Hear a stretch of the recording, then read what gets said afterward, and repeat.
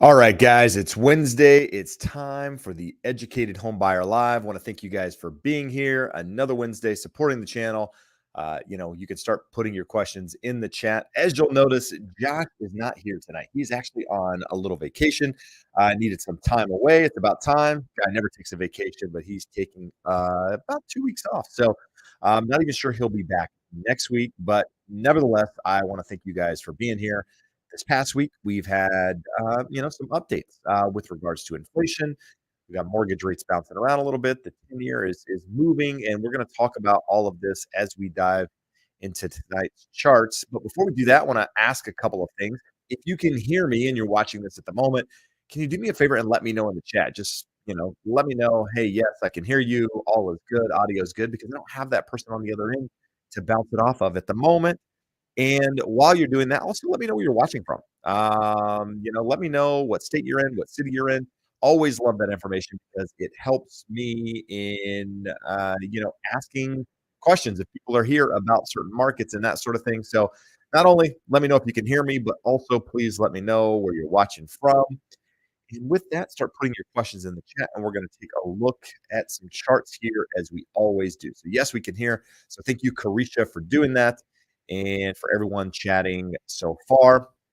All right, guys. So just like every single week, Norfolk, Virginia is in the house. So that's good stuff there. So we're going to start as we always do, and we're going to look at some charts. So this week we have 693,000 active single-family homes on the market. That's up 1.33% from last week and 41% more than last year at this time. So quite a bit more inventory than we had last year at this time. It's an affordability problem. It's interest rates staying higher for longer, but we're actually starting to see rates pull back and likely going to pull back even more here real soon. As we dive into those charts, we'll take a look at that. But we're up 1.3, as I mentioned, a 1.3% weekly increase. Was actually a little bit more than Mike Simonson, the guy that puts these charts together, expected. He thought that inventory would start to plateau by now, and it hasn't. We're still seeing an increase in inventory.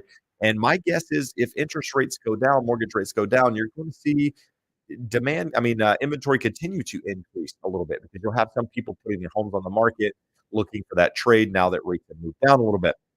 With that, we don't have the new listings data this week because they didn't put it out. But we're going to dive into what's happening here locally for Orange County, as we do every single week. So Orange County currently sitting at 3,506 homes. That's up just less than 1% week over week, so up 0.88%. Huntington Beach sitting at 230 homes. That's up 0.348% week over week.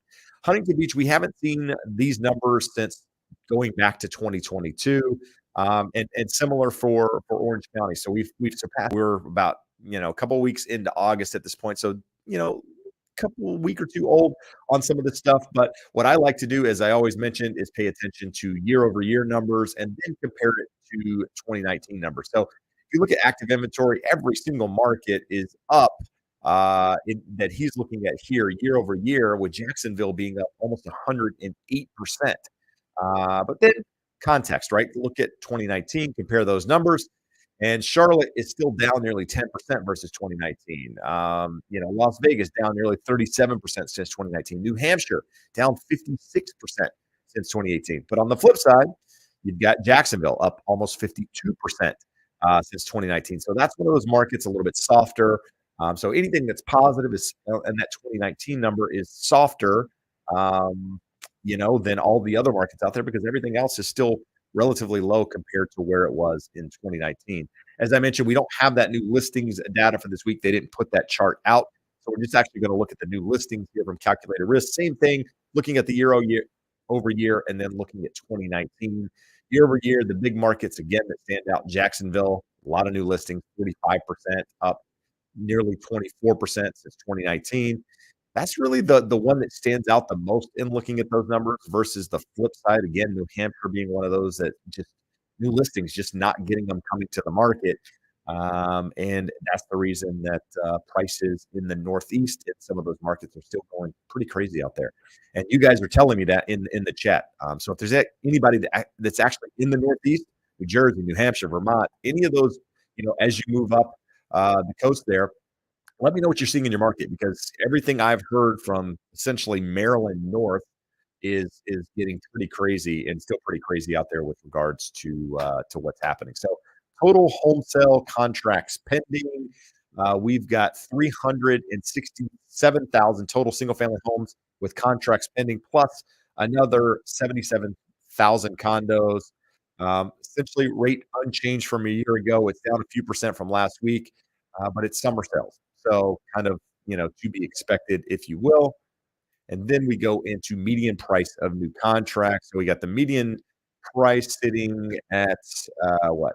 Median price of single family homes that went into contract 389,900. That's a little bit down from last week and 4% above last year at this time. Then we like to look at price of new listings by year. So median price of new listings this week, 410,000. That's 2.8% higher than a year ago and down less than a percent from last week. And then the last one is price cuts sitting at 39.7%. So nearly 40% of the homes on the market have had some sort of price reduction since they've come on the market. And the normal range is somewhere between 30 and 33%. So we're actually above that. We're trending right now above 2022 levels, and it'll be interesting to see what happens if rates continue to come down, which I do believe they're going to do. So, where active inventory stands in 200 largest metros compared to pre-pandemic level 2019. So, I'd like to. I mean, in 2022, very few, right? 2021, 2022, 23. Right now, 41 markets of the largest 200 metros actually have inventory close to or back to 2019 levels. So pretty interesting. But with that, on the flip side, you got 159 that aren't. So depending on where you're located in the country, maybe a good opportunity. Other places, could be the same story. So just, we always talk about real estate being local, so just make sure you're paying attention to those numbers. 1 year change in active inventory for sale. So similar chart, but just showing, the bigger the circle, the darker the green, the bigger the change in that active inventory. And you can see like South Florida, huge, huge numbers there coming to the market versus some of these other states. And there even some states up there that's still down. South Dakota, I don't know what city that is in South Dakota, but corner of South Dakota looks like Las Vegas. Some of those areas out there that are the lighter brown color, you can see just less inventory going back uh, further in time there. So big news is CPI. So CPI came out today, measure of inflation, right? So what happened is headline inflation. We're going to look at these numbers in a little bit more detail here on the next slide. But the core came down to 3.2, whereas headline came down to 2.9. So we're actually under 3% on those headline inflation numbers. And this is the first month with CPI inflation actually below 3% since March of 2021. So that's a big, big change because we were sitting at 9.1% at one time.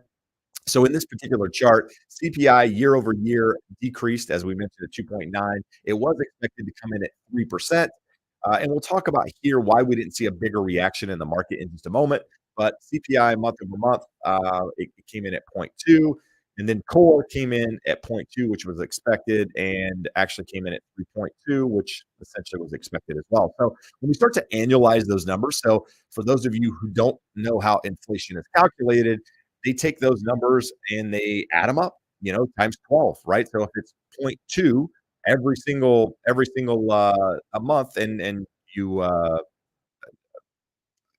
multiply it by 12, you'd have 1.4 or 1.4 when it comes to inflation. So what we're seeing right now is the 6-month inflation number at 2.4%. So if we take, which we'll look at here on this next chart, if we take January through July, we're sitting at 2.4% based off what we've produced this year so far. Now, if we take that's January through June. I'm sorry, back up. 2.4 2024 annualization is January through July. That came in at 2.57%. The 6-month takes January out, so it's the last 6 months, so February through July, sitting at 2.4%. Then when we take the last 3 months, we're actually sitting at 0.4%. So If we stayed at 0.4% where we are now, if we annualize that, that's what, 1.6% on inflation. I'm not sure inflation is gonna come in that low, but we're going to see the numbers continue to come down, especially over August and September because of what we have coming off. So if we come in again at 0.2% in August, then inflation is going to drop by 0.3%. So you're going to have core inflation um, under 3%, and you're going to have headline inflation also under 3%, somewhere around 2.6% if the numbers stay true. If it comes in lower, then even lower. If it comes up a little bit, but either way, inflation is likely going to continue moving lower just because of what's falling off there. You got 0.9% falling off of August and September. So with that, we have, we kind of already know the direction that the Fed is headed with regards to rate cuts. They are looking at inflation, but they already see that inflation is moderated. So the primary thing they're paying attention to right now is jobs. And so, with the last jobs report that came out was worse than expected, which was actually better for mortgage rates, and we saw the mortgage market or the interest rate market move considerably uh, better or to the upside, which improved rates considerably. So, you know, they're paying attention to those numbers. With that said, we're going to take a look at what's coming up that could impact those numbers a little bit more. Here is Trueflation. So Josh likes to show this chart essentially every week. Trueflation is supposed to be, where inflation is right now based off all of the current data in real time. So it's got it at 1.49%. Now, depending on when you look at this, the number kind of jumps around a little bit. So I don't give this too much weight, but it is something we follow. So wanted to put it out here. At the moment, you've got 100% chance of a rate cut coming September. The question is it going to be a quarter percent or is it going to be a half a percent? So at the moment, you've got 56.5% of people expecting a quarter percent, and the other 43.5% of people expecting 50 basis points. So huge move there. In fact, if you continue to look at this chart, I mean, you've got almost 100 basis points calculated by through December at this point. So there could be an opportunity for rates, the Fed funds rate to come down more than people expect. And if that happens, uh, spreads are likely to improve, which is likely to lead to even lower rates. So this is the chart of information that's coming out over uh, the next couple of days into next week. We don't have any major market movers on there, but the one thing that has been somewhat of a market mover when it beats expectations is jobless claims, which comes out tomorrow. So jobless claims is something to watch. We'll be watching it tomorrow. If it comes in, better than expected, if more jobs are lost, if you will, there's a potential for bonds to improve and mortgage rates to follow as well. If it's status quo, if it comes in where things are expected, then we're likely going to kind of move sideways until we get to those job numbers. At this point, I think the next big market mover is probably jobs numbers when we start to look in early September when those numbers come out. So with that, so this is a different chart than we typically look at because this is my drawings on this chart. This is the 10-year, and you can kind of see that we broke out of that downward channel that Josh has mentioned several times. We've hit a couple levels and bounced. At the moment, we've kind of got a sticking level somewhere, 3.8 and 3.6. If you break both of those, you're headed down somewhere in the 3.3 range. At the moment, you're probably not going to break unless you get some big news out with employment, right? If employment numbers are considerably worse than expected, the Fed comes out and does something that isn't expected, those things would alter this. Otherwise, we just kind of probably status quo. We continue to grind a little bit lower, no big moves in either direction unless something is surprising in one direction or another. And this brings us to where mortgage rates are listed today on Mortgage News Daily's website. It's got a 30-year fixed at 6.49%, FHA at 6.05, VA 6.07, so on and so forth. Freddie Mac, MBA, those numbers are about a week outdated, so they're always looking a week out. But with that said, Josh always says when you're looking at these numbers, One thing to mention is, you know, typically speaking, these numbers can be beat when talking to a mortgage professional. So even though the number listed there is 6.49, there's a high likelihood that you can probably get something lower, 6.25, 6.375, especially if you have good credit, good down payment, that sort of thing. So if you're out there shopping, you're looking around, you want to talk to Josh, you want to talk to a professional in your market, use that referral link that's scrolling at the bottom of the screen right now, and I will get you connected. Josh will actually even reach out to you when he's on vacation, believe it or not, and have that conversation. So he is still working out there. He's just not on the live this evening. So with that, guys, thank you. That's it's hard to talk for 16 minutes without anyone jumping in. So with that, what questions do you guys have? This past week we did an episode where actually Josh did an episode on the Educated Homebuyer podcast where he talked to John Wake, who is an independent analyst, looks at real estate data. His site is Real Estate Decoded. Getting a lot of positive feedback on that site because he's not, he doesn't push fear. He's not out there saying everything's perfect, just kind of giving you his thoughts on it. So if you haven't listened to that episode, go check it out on the YouTube channel while you're there. If you're not subscribed, hit that subscribe button. And then if you like the audio version better, you can check it out on Spotify, Apple, wherever you get your podcast. And I don't know if you guys know this, but this actual episode is taken and put on the podcast every Friday as well. So if you like the audio version of it, you don't want to look at my face, I get it. It'll be out there every Friday when checking out those. So do that. Do us a favor, check it out. And then next Tuesday, the Educated Home Buyer will be basically how buyers are making the process more complicated than it should be. How they're creating issues that shouldn't be there. So if you're interested in avoiding those issues, make sure you check out that episode. And then on my channel, I'm actually talking about all the changes happening in the commission world, what you need to know as a buyer, super, super important stuff. So it's a really, really good episode and stuff that you need to know. So make sure you check it out. It'll be out on Monday. All right. So I asked earlier for you guys to let me know where you're watching from. As I mentioned, we got Carisha in St. Louis, got Montebello, we got Seattle. What else do we got? A lot of lag. So are we getting a lot of lag, guys? A lot of frozen time on here?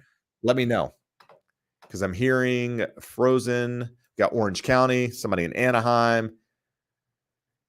My mic is good, but we are freezing a little bit. So let me know if we still are. We got Hemet. We got Palm Springs, Orcutt.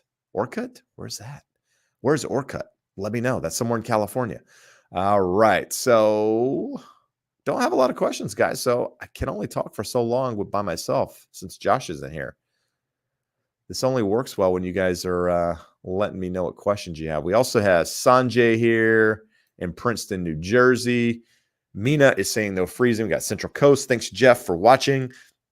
Oh, Orcutt is near Central Coast. So thanks for clarifying on that front. All right. Well, that's it, guys. No questions. No questions. Come on. You always have questions. Let me know what questions you have. Let's make this an interesting episode. We're going to be here for 45 minutes. You can't just have me staring at the screen or yelling out cities. So let's do this. Juliet says, I need a vacation as well. So believe it or not, I'm actually leaving on Saturday. So Saturday, going up to Big Sur, going camping, not going to stay in some luxurious, going tent camping, going to be sleeping on a cot in a tent. So, but it's going to be fun. Family's going. It'll be fun, be awesome. So actually next Wednesday, there won't be an episode. Next Wednesday, no live. Josh and I will both be missing. And then actually we'll be back the following Wednesday. Josh will be back by then. I'll be back by then. And we'll be able to have a more in-depth conversation. So if you don't get your question answered tonight from us or from me, you're going to have to wait. You're going to have to wait. All right, here we go. User 007. So Tampa, St. Louis also coming in the house. So user 007 says home affordability is at an all-time low, but stock market is at an all-time high. Assuming many use stock gains to buy homes, shouldn't home affordability included the stock market is data? No, because I think the majority of people don't use the stock market to buy homes. There is definitely a percentage of the population that does. In my experience, the large majority of people who are focusing on what's happening in the stock market deciding on whether or not they want to buy is those people that aren't worried about home affordability, right? First time home buyers, those, minimal down payments or the move up buyers are less concerned with what's happening in the stock market because their down payments typically aren't coming from the stock market. If you're putting 3.5% down, 5% down, chances are you didn't make that in the stock market. Chances are you saved that or it was a gift. Same thing for a move up buyer. Typically a move up buyer is taking the funds from a home, using those to buy the next home. Therefore, less worried about what's happening in the stock market because most of those people aren't putting additional money down when that happens. So with that said, I think less of an impact. But what I will say is, having the conversation, I've said this several times on the show. I have a couple of friends who focus on luxury property here in Orange County. And we're talking, multi-million dollar properties. And one of the conversations we've had is, these people, those people rather, that are in the high ticket price point are more affected by what's happening in the stock market. So when the stock market does well, they're more inclined to make purchases. But what happens is when you start getting onto these recessionary data coming out, the idea that a recession is coming, that we're in a recession, changes in political stance or who's going to get elected, those people are more impacted because of tax breaks, because of different things than the average person. And therefore, they're more inclined to wait and see what happens than, the average home buyer buying a $300,000 home, right? It's a different mindset in what they're paying attention to. So with that, those are two things that are completely separate, but, I can understand how you might correlate the two. So with that, got a couple of more. You basically come back to say home affordability isn't all that low. Yeah, no, home affordability is super low because of where the median home price is, which I don't necessarily like the median home price. I don't like to use the median. Josh and I talk about that all the time. But look at where people, look at where home prices are relative to where interest rates are versus, incomes, right? There's three things that affect affordability. You've got wages, you've got mortgage rates, and you've got home prices. Out of all of those three, they're all, increasing. So wages are increasing, not at the same level they were in the middle of the pandemic, but they're still going up. Home prices, as most of you know, in most markets out there are at least stabilized, if not going up.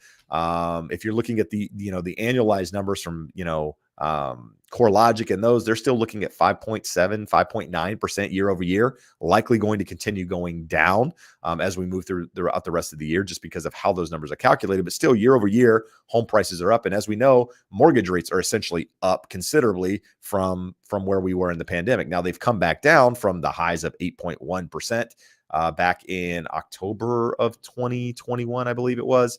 And now we're sitting, or 2022 rather, and now we're sitting somewhere in, mid to low sixes for most well-qualified buyers out there. So it has improved, but still, because home prices have gone up, that break in rates hasn't increased affordability quite as much as people want to see.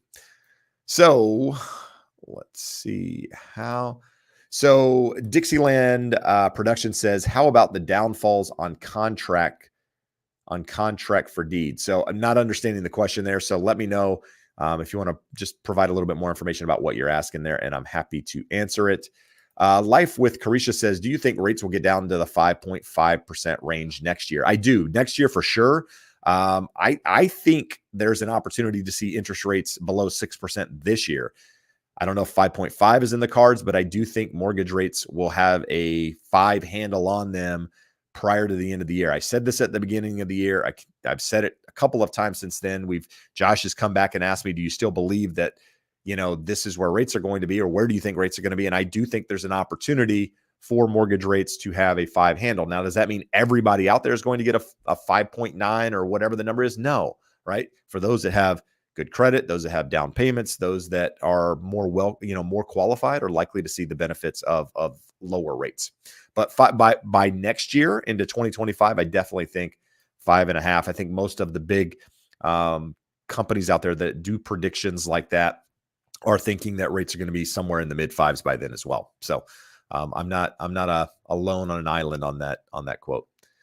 Mina is asking the question, what is the latest time frame that you can utilize your free float down before you close on a home? So this whole idea of a free float down is kind of, I don't want to say it's a sales gimmick. It reminds me of the whole free refinance thing that people promise out there, which I just did a video on. I haven't put it out yet, but if you're being promised a free refinance, be cautious, right? It's a sales gimmick. It's a tactic that people use. And I go into detail on it in that video, which is probably going to be posted next Wednesday, by the way, since I'm not doing a live, I'm going to post that video instead. But a free float down. So what typically, most lenders will offer some sort of float down if rates improve considerably when your loan is locked. So what happens is when you typically lock a rate, you're locking in that rate. And if rates get worse, your rate stays the same because it's locked in. Well, the expectation from the buyer is that, well, if rates go down, I should be able to take advantage of that lower rate. And the reality is you locked it, right? If rates moved up, the lender's not coming back to you saying, hey, well, we got to adjust your lock because rates moved. The fact that you locked it means you took the risk out of the equation and you've confirmed you're okay with that rate. Now, that's the thing is most buyers want their cake and want to eat it as well. And so, but with that, free float downs, each lender's a little bit different. So make sure you talk to your lender. But when I did a loan with a larger bank, their thing was like, if rates move at least 3/8 of a percent, then they would allow me to float the rate down. So you gotta, talk to your lender. It's one of those difficult question answer. I wish Josh was here so he could add a little bit of context to it. But just talk to your lender about what that is. It's going to vary by lender, but I would say it needs to move at least a quarter, if not 3/8 of a percent, to be able to take advantage of it. If it moves an eighth, chances are the lender's probably not going to offer you anything at all. All right. So Bent says, when should I refinance if I have a 6.3? I'm guessing after the September projected rate cut can be a choice, and then refinance again if it comes down. Shipping containers are going up and inflation up. So we just looked at the inflation numbers. Inflation seems to be moderating. One thing I said I was going to talk about that I didn't actually get into detail on is, the core numbers actually came in a little bit better than expected. I'm sorry, the headline numbers came in a little bit better than expected. And yet we didn't really see a big improvement in bonds, in mortgage-backed securities. And one of the underlying components in there is shelter. And shelter actually jumped to 0.4% month over month versus 0.2% where it was last month.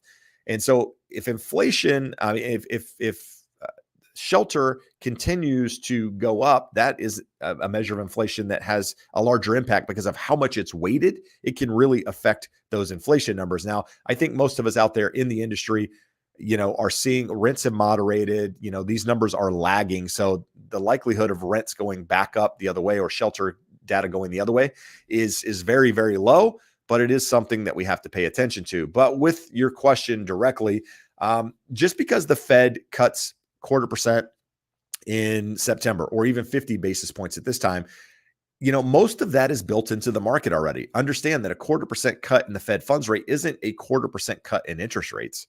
It's, again, it's all relative. Now, if, for example, the market's expecting a 0.25% and 50 basis points happens, well, again, that doesn't mean a 50 basis point move in mortgage rates. It just, it means that the Fed funds rate is coming down, which in theory, would allow the 10-year to come down a little bit. Spreads are likely to improve a little bit. Mortgage rates are likely to improve. The question is by how much?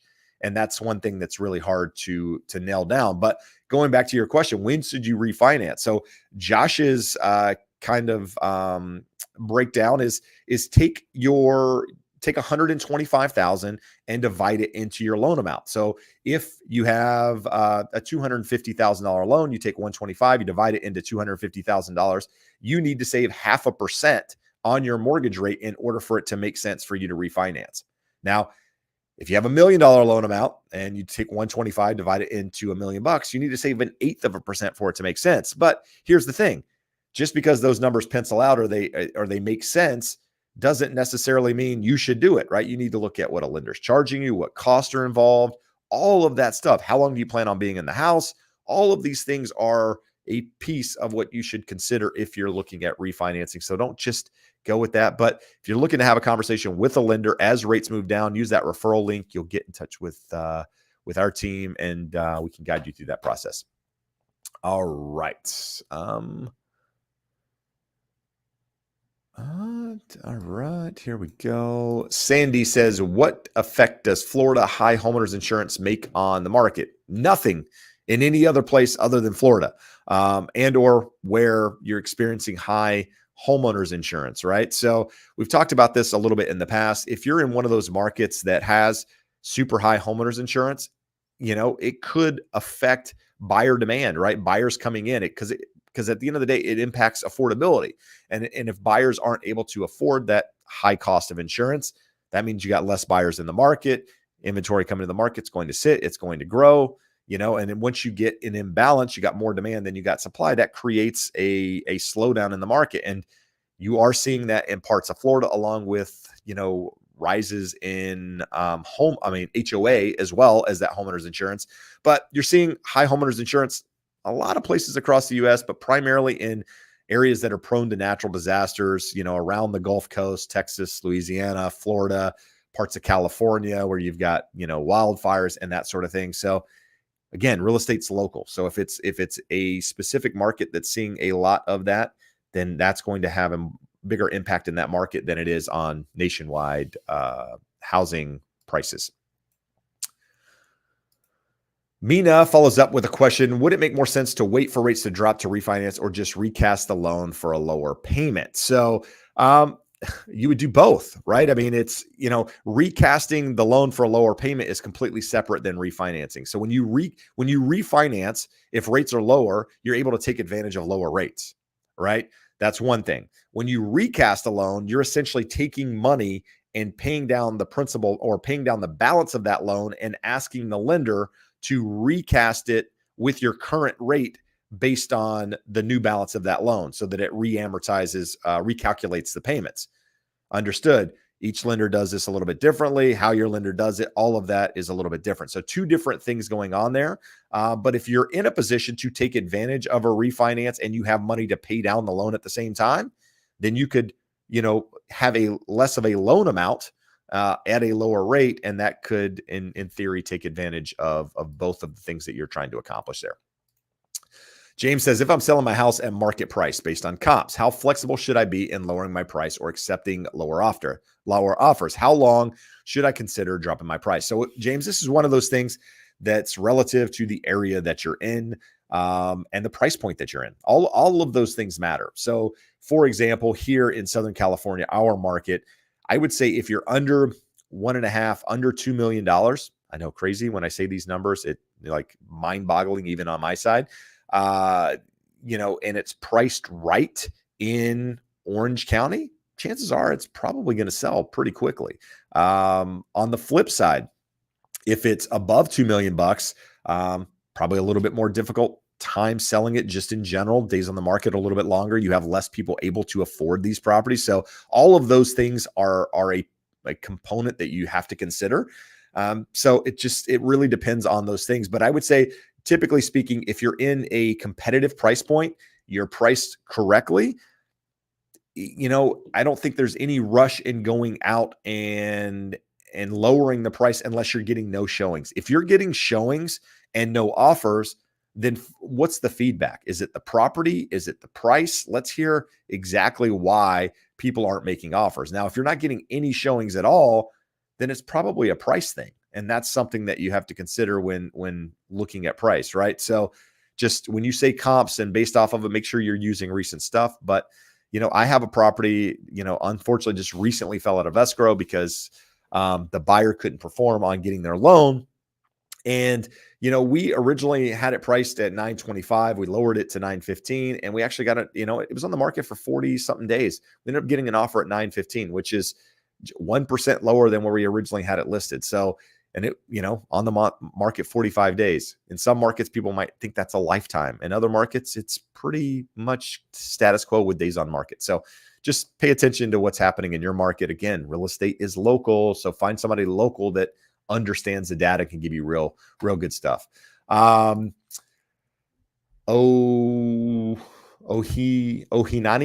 TV, Ohinani. I have no idea. So I feel weird saying that. Is a preferred lender a good choice? Depends on who it's preferred from. Yes, but I would always start with a recommendation. Find somebody that has had a good been through escrow. They've had a great relationship. Competitive rates. I can't even think of the word that I'm using for here, but the process has been exactly what they thought it was. That's the person that you want to talk to, right? Who did they use? Why did they use them? But don't just take the preferred lender necessarily and just go with them. It makes sense to get another quote just to compare it. If the preferred lender is a bank, maybe you talk to a broker. If the preferred lender is a broker, maybe you talk to a bank or a credit union, but talk to somebody else just to get something to compare it to, so that you're getting a good deal. And just, lowest rate isn't always the right choice, right? You need to pay attention to fees that you're being charged. You need to pay attention to communication, the knowledge, the expertise that person has on the other side. All of those things need to be a factor when deciding, but start with a preferred lender, a recommended lender. And like that, that's link scrolling the bottom there, that will get you in touch with one of them that we actually know, probably Josh. So Sanjay says, will investment property and primary home rates be the same? Any lenders who offer that, Josh would know. No. Investment properties, primary home rates, completely different. Down payment requirements are different. Everything is different on those two loans. So you're typically going to pay a higher rate for an investment property than you are a primary home. But talk to a lender and have them run numbers for you. Let's see.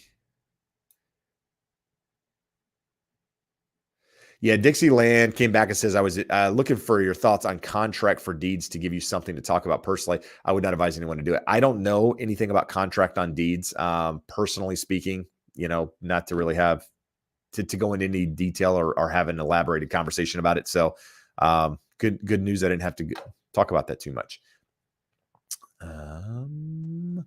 David's got 2 homes in Ridgefield, Washington. So Josh is up in Washington. I don't know where Ridgefield is compared to where he is, but the homes have been sitting on the market for 100 days. So I would say, what's happening in that market? Are all the homes sitting on that market? Is nothing selling, or are homes still selling, but your homes are sitting? If they are, then you have to pay attention to price, or condition, and adjust accordingly. Those are things that you have to pay attention to. Your agent should be able to guide you through that.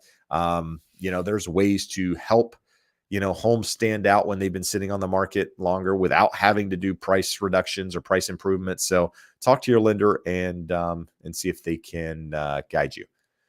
Tom is in Honolulu, comes out and says, when do you think rates will get a 4 handle? That's a good question, Tom. I don't have the answer to that. I think if inflation continues to come down like we expect, if we head into a recession, the deeper the recession, the more likely you are to get a 4 handle on that sooner than later.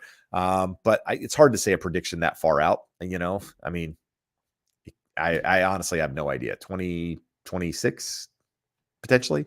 Again, it depends on everything that happens, right? So much can happen between now and a year that can impact that number. We've seen it go the other direction. In fact, we've seen it go both ways.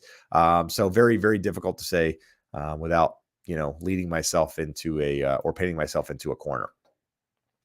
Got a question on Georgia asking, what is the prediction of Georgia market? I don't know. I don't follow Georgia closely enough to give you any real information there. I know agents that are in Georgia that I'm happy to refer you to, but pay attention to local data. Look at what's happening with active inventory, how long homes are sitting. Find somebody in your market that has a newsletter that does information that isn't fear-based, that's telling you, hey, this is, what's going on. This is what I'm seeing as an agent out there in the market, and use that. But, make sure they're providing context for all that stuff. Just saying, hey, foreclosures are up year over year. No, it doesn't matter. Look, what baseline are you coming from when you say things like that? I mean, that's the stuff that makes the headlines. That kills me is when people say, all of these crazy stats, mortgage applications jump 100% week over week. Yeah. Mortgage applications have been down considerably because of affordability, because of mortgage rates. If they jump, that's one thing. Now, 100%, I just made that up, but I'm saying you got to understand where people are coming from when they start to use these numbers. but find somebody local and let them guide you through the process. ZL says there's a narrative from some that lower rates will lead to lower prices. I don't agree, but what are your thoughts on how that is possible? I don't necessarily think that's possible. Lower rates, right? We talked about affordability earlier, right? What's the three, legs of the stool, if you will, that keep housing affordability where it is? You've got wages, right? Wages are continuing to increase, at least at the moment. Home prices continuing to essentially go up at the moment, flat to up in most areas of the country. Some areas have seen a pullback in prices, but most have not. And then the other one is mortgage rates. So mortgage rates coming down improves affordability. Wages going up improves affordability. Home prices staying flat, not increasing, actually improves affordability because everything else is getting better. So I don't think you can see lower prices with lower rates. I think it more or less adds a floor into those. But it depends, right? Again, goes back to the market that you're in. If you're in a market that has a lot of supply, like earlier, we looked at the chart and Jacksonville was one of those markets. Jacksonville inventory is up considerably year over year, considerably 2019. Now, that's all I know is those numbers. I don't know what's actually happening in that market. Is that because there's a lot of homes at a higher price point that they can't sell? And those numbers are going up and the stuff in the lower price ranges is still moving? Could be. That's, again, it's all relative, guys. You follow the data of your market. All I can do is spit out numbers here and or potentially have somebody on in that market to talk about it. But when you're out there, it's better that you find somebody, an agent that you trust, that you like, that can have that conversation. That referral link below will actually get you in touch with one, regardless of the market that you're in. I'm happy to make that referral. But what I would say is I don't think you can have affordability improving and prices come down, especially in most markets where supply is still an issue out there. So that's where we're at the moment. That could change, but at the moment, that's where we're at. Ryan says, do you think we will ever see lower prices in SoCal? We made about 400,000, but still can't rationalize the massive gap between renting. Oh, you make about 400,000.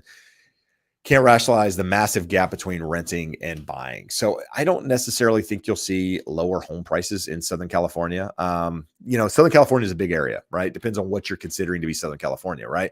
If you're considering Riverside County, San Bernardino County, some of those areas, could you see lower prices potentially if everything else, if we see a big recession, job losses skyrocket, that sort of thing could create a place where people need to sell property to get out of them. And if you have more supply than you have demand, then that could create that scenario. I don't think that's the case because how much equity people have in properties, if they need to sell, it's going to be a sell at market value. It's one of those things that's very difficult to say. It's also very difficult to watch prices continue to rise, even as somebody that lives here and benefits from higher prices. I don't like prices going up like this because I don't think it's healthy for the overall market. So, there's always corrections in every market. There's, cycles in every market.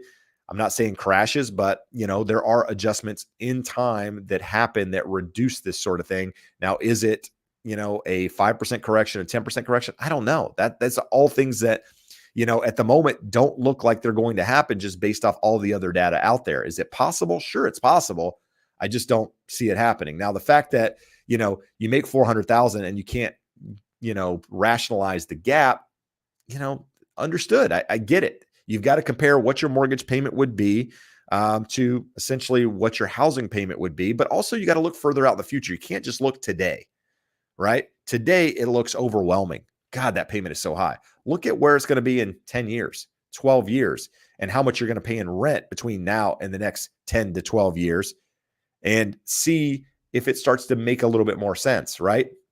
There's a lot of people that didn't think buying in 2021 when prices were skyrocketing made any sense because of where rents were going, because of all these things. Those people are really happy they purchased now. Even take 2022 when rates were higher. Those people are still in a lot of markets out there in a better position now that they own a home than they were otherwise. Because again, rents in most of these markets are still going up. They're not necessarily going up at the same rate that they were, but they're not going down. And, buying a home is more about, appreciation. It's about paying down the principal balance. putting that money into a forced savings account. It's about fixing your housing cost as much as possible versus being open to whatever happens in rent and you paying down your own mortgage versus someone else. So again, I'm not sure I answered your question directly. I don't see a world in which prices can have a big move downward in Southern California based on where we are at the moment and where I see us being over the next 1 to 2 years.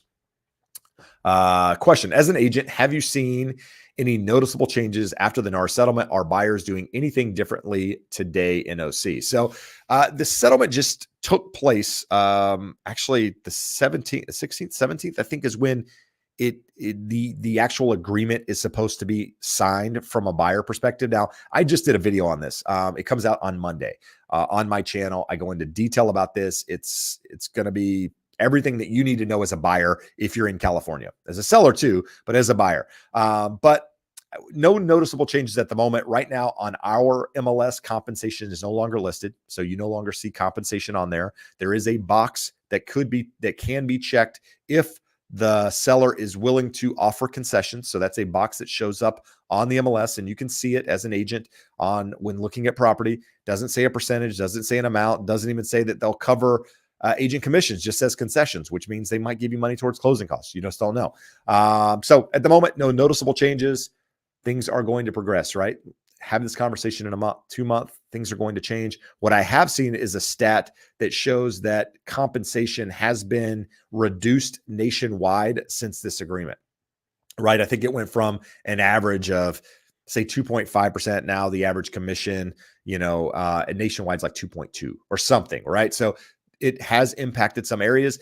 I will tell you, I had already seen compensation being suppressed to some degree prior to this even coming out, right? With home prices where they are, things selling quickly, sellers were offering less compensation. Now, what I will say is if the market changes, you're going to see that change because there's going to be likely more of a need to get things sold, if inventory increases. So no noticeable changes at the moment. Freedom Fighters Ukraine says, is it more profitable to buy and sell homes in Los Angeles or build new homes on vacant lots? Trying to decide what direction to point my money. So I would say if you can find the opportunities, buying and selling homes is probably the way to go. If you can get property at a reasonable price, right? If it's priced under market value, those homes present a really good opportunity when you're able to buy them at the right price and do upgrades and rehab them or whatever your plan is at the right price versus building. The problem building spec homes is the cost to build in the state of California is crazy, depending on where you're building, what you have to go through with regards to breaking ground with, different type of environmental studies and earthquake and all of the other crazy stuff that happens, that can add and cut into the cost. Plus takes longer, which is carrying costs on your money, all of those things. I would say there's definitely scenarios where both could be opportunities, but I think, buying and selling, flipping on that side is a better opportunity if you have the opportunity to find those homes. Let's see. Edwin says, I bought my house last December. I wonder how long does it take to do the appraisal to know if we have 20% equity so I can drop the PMI? Thanks. So what's going to happen is, depending on your lender, the type of loan you did, your lender isn't likely to do an appraisal on that property, within the first 12 months, probably the first 2 years in some cases on this, if you call up and request it. Now, if you were able to buy the home under market value and you've seen a large increase and prices have, appreciation's gone up, there are opportunities there for that to happen, where you can call the lender and have them do it, but I would say the fact that you've only owned the home 7 months, 8 months at this point, probably not an opportunity to get under 20% unless you put 15% down and the market's appreciated, right? If you put a small down payment down, it's going to be harder to get to that equity, that 20% equity point. So the best thing you can do is call your lender and ask, right? Hey, this is where I think homes are selling. This is what I owe. I think I'm at a point where I have that 20% equity. What's the process? And see what they say, because each lender is going to approach it a little bit differently. Siete says, average time to be in underwriting depends on your loan type, right? If you're a well-qualified buyer, you got a good down payment, even if you're refinancing, you're solid A+ buyer, underwriting, couple days, 1, 2 days, maybe. Sometimes same day, depends on the lender, right? Some of these loans get underwritten immediately. So depends. Now, if you have a loan that needs to be manually underwritten, those take a little bit longer. Depends on the type of the loan, depends on the bank. All of these things are something that factors into that time frame. So, have that conversation with your lender. I guarantee if you talk to 2, 3 different lenders, you're going to get 2 to 3 different answers. So just make sure you're working with a professional so that you can get to the finish line, whichever direction that you go. So Bits of Interest says, why should I refinance every 0.5% if the expectation is that it might drop 1 to 1.5% in the next year? Should I just wait until it stabilizes somewhat? You could definitely do that. The question is, what if it doesn't? Right? So for example, I got my loan on my new property last year, 7%. I got a 7-year ARM at the time. And the reason I got that is because I thought rates were going to go down. Didn't really care about having an ARM. I was able to actually refinance that property to 6.5% before my first payment was due because rates dropped so much. And so I was able to take advantage from that same lender. I went back to that same lender, was able to reduce it to 6.5%. Well, guess what? 2 Fridays ago, or actually not this past Monday, the Monday before, when jobs reports disappointed on Friday, and then Monday we came in and the 10-year hit like 3.6. I messaged my lender first thing in the morning and had that conversation. And guess what? They were able to lock in 6%. So I dropped to 6%. Now the question is, why would I do this over and over again if I expect rates to continue down? It's because these are no cost refinances. There's enough money in the yield spread to actually cover my costs. So I'm not paying anything out of pocket for this loan. So why wouldn't I take advantage of it? In fact, I'm not building my balance back up. So the principal that I've paid down, I'm using my current loan amount. So I'm not adding to my loan amount. The term of my loan, I'm actually keeping the current term as well. So I'm not getting all the benefit that I would if I sent it back to a full 30-year fixed and my original loan amount, but it's what I want to do. I'm able to continue doing this. So why wouldn't I do it as many times as I could going forward? So it's your call, right? We never know what's going to happen. I expect rates to continue downward, but there's a chance that they don't go. And if I didn't do it when I had the opportunity to do it, then I would somewhat, I'd be mad at myself. Other things is I'm self-employed, right? So how I file my taxes changes every year depending on how much money I make. So I might not be in a position to refinance in a year, depending on how my taxes go. So those are all things that I take into consideration. You have to factor in, the things that affect you personally. All right. Here we go. Somebody coming from Jacksonville. This is good stuff. So Super Spicy Spice says homes in Jacks under 300,000 may need some work. However, you can still buy new construction, 1,200 to 1,400 square feet in the low 300s in certain locations. So if you're still here, let me know. Like, are homes sitting in all price points and inventory growing? Are you seeing huge price reductions on homes? Because inventory has grown. Looking at the numbers, I'm curious to see what you're actually seeing in your market. And I think people here would be interested in hearing that as well. Let's see. Love for Puppy says, can a local lender give you an estimate of what your home is worth after remodeling, but prior to getting an appraisal if you are considering refinancing?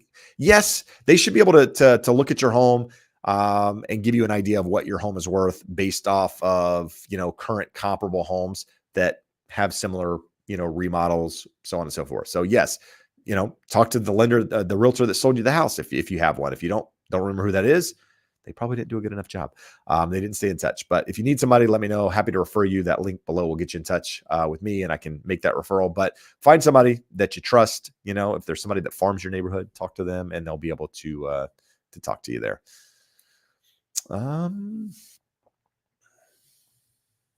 Looking at some questions. This is kind of a question we answered earlier. Will the Fed rate cut in September raise the home prices in Southern California? I don't believe so, right? The Fed rate cut at this point in the market is more or less built into the market, right? I showed you the chart earlier. We looked at, I'm going to pull it up here in just a second.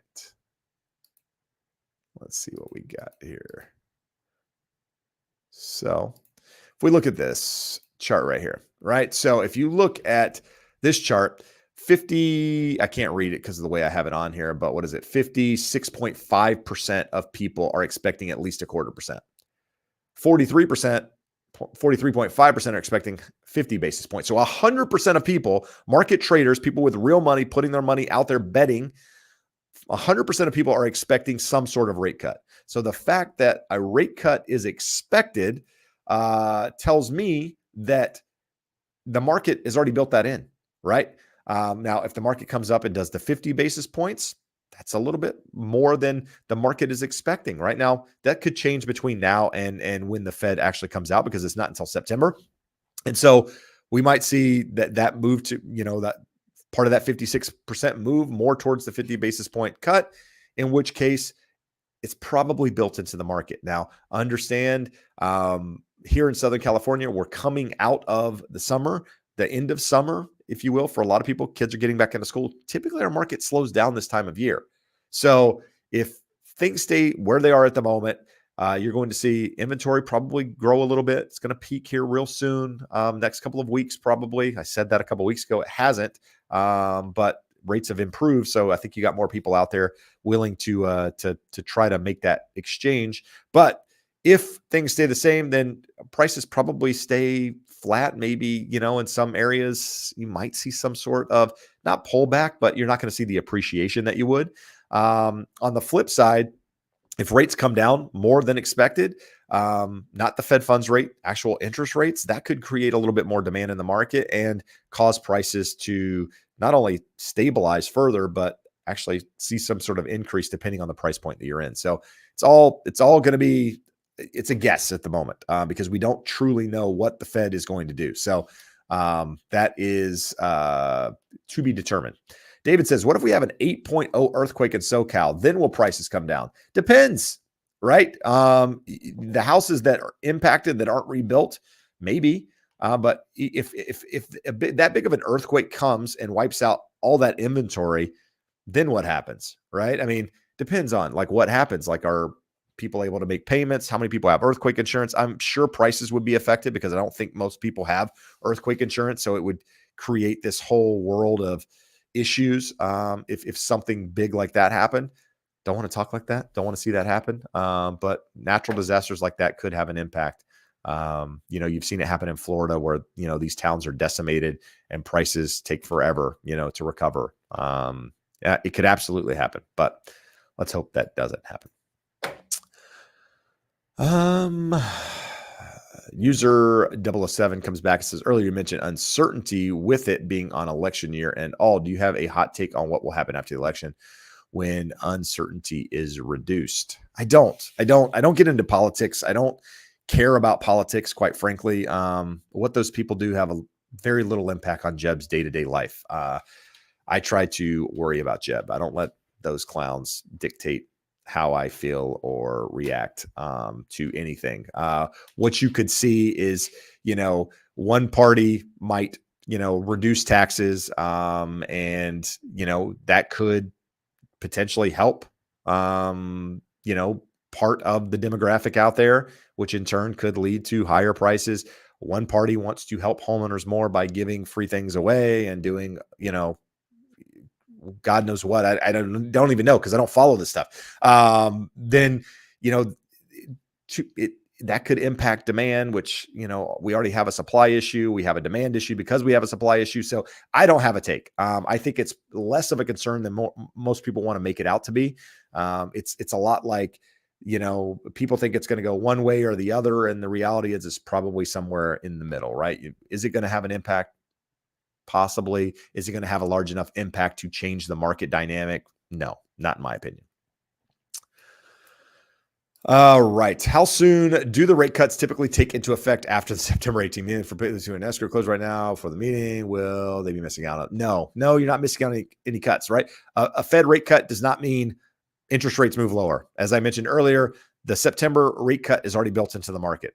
57%. It's actually 100% because the other 46% or 44%, whatever that number is expecting 50 basis points. So the reality is a rate cut is 100% baked into the cake at the moment. So there's no waiting period, if you will, to see what happens there. What you could happen between now and closing, depending on when you're closing, is if job numbers come out super disappointing, unemployment goes higher than expected, that could have a bigger impact on rates than anything that we're talking about here. And so that's what that's what I would pay attention to, right? That's what the Fed is paying attention to at this point. They already know inflation's coming down. Inflation's baked in.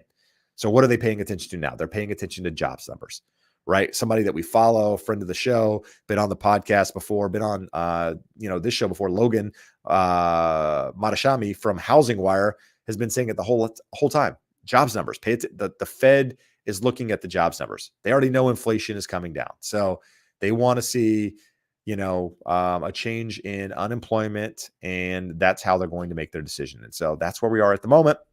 Last question we're going to talk about before you guys hit the thumbs up, if I found any value. I was here tonight by myself. This is how we started. We're back there. Almost 110,000 subscribers, by the way, guys.